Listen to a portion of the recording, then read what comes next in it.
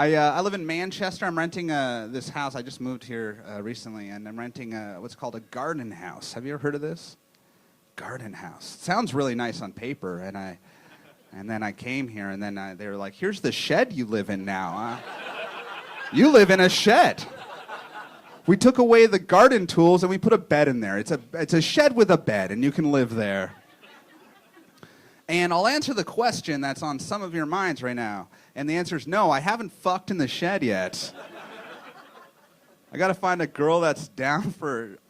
That's a really weird place to take it. Like, I think that taking a girl home to a shed is just like one step less creepy than taking a girl home to a van, right? Like, there's a hierarchy of creepiness with dwellings. Like, house is at the top. Everyone loves living in a house, right?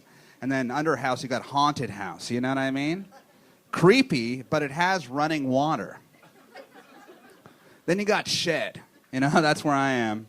And the reason why shed beats van is because you can't use a shed to take somebody somewhere against their will. So that's... and then caves at the bottom. Don't live in a cave. And even if I did find some deranged chick who wants to fuck in a shed, I have to take her through the garden to get to the shed. And people tend to have sex at night, and night's when the snails come out, right?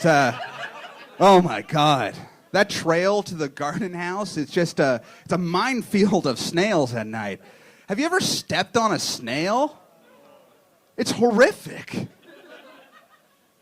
Stepping on a snail will dry a vagina out pretty fast. About as fast as pouring salt on a snail. All right, you guys didn't torture insects when you were kids? All a bunch of fucking angels? All right. So the guys I'm renting from, they're a bunch of gay men who own this house, and I live in the back. So that's progress in 2019. You get the straight white male living in the shed, right? They just leave me a bowl of food in the morning. It's nice.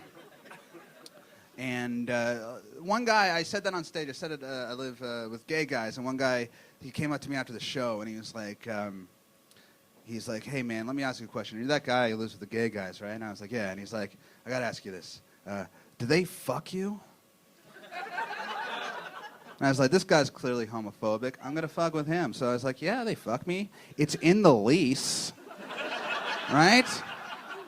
It's 200 quid a month and a round of blowjobs for the boys. Like, you don't suck dick for rent? Like, am I a naive Canadian right now? I applied for the apartment. They saw these lips and they're like, oh yeah, he's in for sure. He's definitely in.